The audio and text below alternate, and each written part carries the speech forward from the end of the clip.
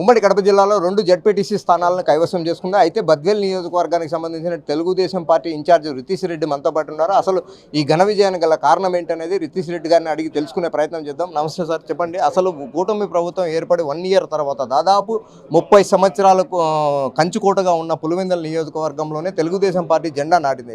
ఎలా చూడొచ్చు అంటారు? ఎలా సాధ్యమైంది? ఈరోజు 14 నెలలు కూటమి ప్రభుత్వం వచ్చి ఏర్పడింది.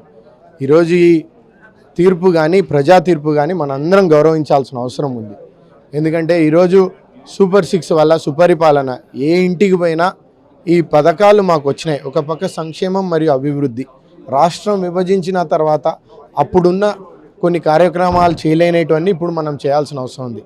మీరు చూస్తే రైతులు కానీ అన్ని విషయాల్లో కానీ ఇంట్లో ఎంతమంది ఉన్న వాళ్ళని చదివిస్తున్నారనేసి మేము ఇంటింటికి పోయినప్పుడు ఒకటే అంటున్నారు, మాకు ఇవన్నీ సంక్షేమ పథకాలు కానీ ఇవన్నీ చేశారు, మేము ఖచ్చితంగా మీకు ఓటేసి గత ప్రభుత్వం చేసిన తప్పిదాల్ని చూపిస్తాం మీకని ఒకటే మాట చెప్పారు.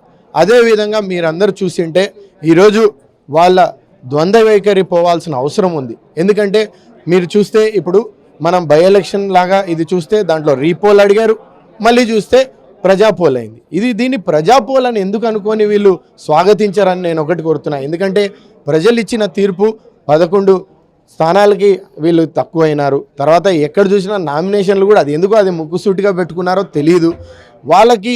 ఇదంతా మాట్లాడే ముందు మనం ఖచ్చితంగా ప్రజలు ఇచ్చిన తీర్పుని గౌరవించాల్సిన అవసరం ఉంది. లేదంటే మీరు చూస్తే పులివెందుల్లో చూస్తే బైకాట్ అంటారు, ఒంటిమిట్టలో చూస్తే ఎలక్షన్ చేస్తారు.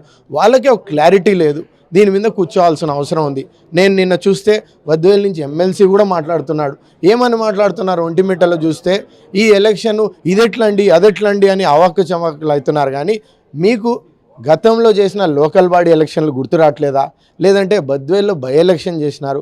ఈ బై ఎలక్షన్లో దొంగోట్లు ఏ విధంగా తీసుకొని వచ్చినారనేసి మన అందరము వాళ్ళంటే చూస్తున్నాం. మీరు సెంట్రల్ ఫోర్స్తో చేయమన్నారు, అది సెంట్రల్ ఫోర్స్తోనే చేసినారు. వాళ్ళు ఏ విధంగా గుద్దుకున్నారో, ఏజెంట్ లేకుండా చేసినారో వాళ్ళే నేర్పిస్తున్నారు ప్రతి నియోజకవర్గంలో వెళ్ళి. ఇది ఒక పరిపాలనలో కానీ వ్యవస్థలో కానీ ప్రజా తీర్పు ఈరోజు మనం తీసుకొని రావడం జరిగింది. మీరు అందరూ చూస్తే నామినేషన్ పర్వాలను కానీ ఏ పర్వంలో కానీ మనం ప్రజల తరపున మాట్లాడాల్సిన అవసరం. దాన్ని గౌరవించి మేము ఎక్కడ తప్పుపోతున్నాం దీన్ని ప్రజల్లోకి తీసుకెళ్తాం. ఎక్కడ చూసినా రీకాల్ బాబు అంటారు. కానీ ఈరోజు నాకు తెలిసి ఐ థింక్ వీళ్ళ నాయకులు వీళ్ళు ప్రజల్లో తిరగట్లేదు కాబట్టి వీళ్ళు ఇది కోల్పోతున్నారని నేను అంటున్నాను. ఎందుకంటే ప్రజల్లో తిరిగితే వీళ్ళకి నిజంగానే సూపర్ 6 అమలైనా లేదా చూస్తారు. వీళ్ళకైతే నాకు తెలిసి గతంలో బహుశా నేను అనుకోవడం జగన్ గారి ప్రభుత్వంలో వీళ్ళందరికీ బ్యాంక్ అకౌంట్లో దోచుతుండే కాబట్టి వాళ్ళకి అమౌంట్ వచ్చేది. అందుకే వాళ్ళకి అప్పుడు తెలుసు.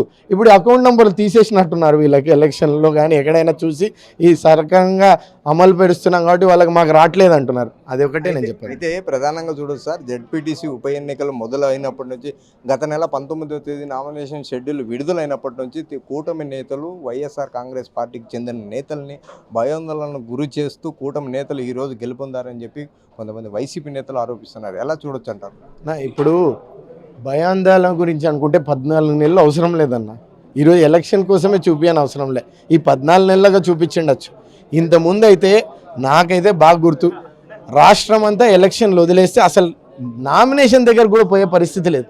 ఈరోజు స్వచ్ఛందంగా అన్ని పార్టీలు తిరిగాయి, వాళ్ళు కూడా తిరిగారు, మేము ఎక్కడెక్కడి నుంచి వచ్చి నేనైతే 2 నియోజకవర్గాలకి జెడ్పీటీసీ ఎలక్షన్కి తిరగడం జరిగింది. అందుకే మీ అందరికి చెప్తున్నా, ఈరోజు ఈ భయాందోళన కాదు, ప్రజలు కూడా స్వచ్ఛందంగా ఎన్నో మనం ఈరోజు సర్వేలు అంటూ ఇవన్నీ పెడుతున్నాం. ఎందుకంటే మనం ఎక్కడ చూసినా కానీ గ్రామ సభలు నిర్వహిస్తున్నాం. ఆ గ్రామ సభల్లో స్వచ్ఛందంగా అనేక పార్టీలకి అతీతంగా మనం ప్రజలకి సర్వీస్ చేస్తున్నాం. కాబట్టి ఆ విషయం గమనించాల్సిన అవసరం ఉంది. కూటమి నాయకులు అందరూ కష్టపడినారు, వీళ్ళందరికీ పేరు పేరుగా ధన్యవాదాలు.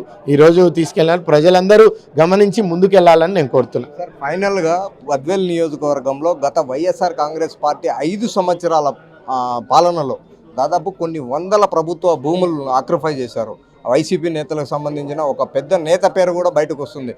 దానిపైన కూటమి అధికారులకు, కూటమి పెద్దలకి సమాచారం ఇచ్చారా? ఒకవేళ కంప్లైంట్ చేసింటే ఎటువంటి చర్యలు తీసుకోబోతున్నారు అన్న? ఈరోజు కడప జిల్లాలో అనేక భూ కబ్జాలు అయినాయనేది మన అందరం గత ప్రభుత్వంలో విన్నాం. కానీ ఈరోజు మొట్టమొదటిగా ముఖ్యమంత్రి గారు ప్రత్యేకంగా ఫోకస్ పెట్టి ఈ రోజు వరకు ఎన్ని భూములు రికవర్ చేశారు, ఎన్ని నాయకులు వచ్చారో, జైలుకు కూడా పోవడం జరిగింది కొంతమంది నాయకులు. ఇది త్వరలో దానికి ఒక ముగింపు వచ్చినప్పుడు మీ అందరూ మీడియా సమావేశంలో తెలియజేస్తాను. ఎందుకంటే అనేక విషయాలు అన్నీ సంప్రదించడం జరిగింది, మనం సబ్మిట్ చేసాం, అంతా ఎంక్వైరీ జరుగుతుంది. కాబట్టి ఇప్పుడు ఎంక్వైరీ టైంలో నేను మాట్లాడే ముందు ప్రెస్ మీట్లో చెప్తాను. అయితే ఉమ్మడి కడప జిల్లా 2 జెడ్పీటీసీ స్థానాల్లో అయితే కూటమి ప్రభుత్వం ఏర్పడి ఏడాది పూర్తి కావడంతో ఆ కూటమి ప్రభుత్వం చేసిన అభివృద్ధిని చూసే పట్టం కట్టారు ప్రజలు అని చెప్పి బద్వేల్ నియోజకవర్గ ఇన్ఛార్జ్ రిచిత్ రెడ్డి పేర్కొంటున్నారు. కెమెరా పర్సన్ నాగేశ్తో మధు, మెగా 9 టీవీ, కడప.